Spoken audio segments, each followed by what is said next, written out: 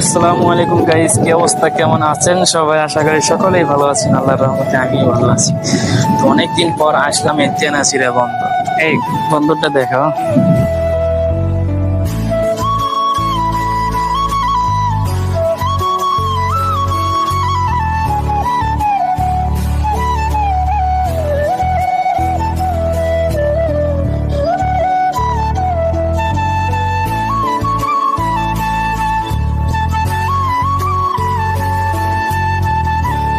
আমরা অনেকদিন পর আসলাম এই বন্দরে।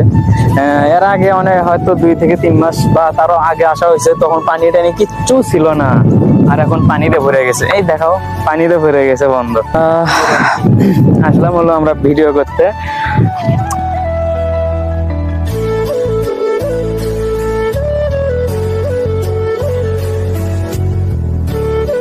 আমাদের ভিডিও তো ভাইরাল হয় না।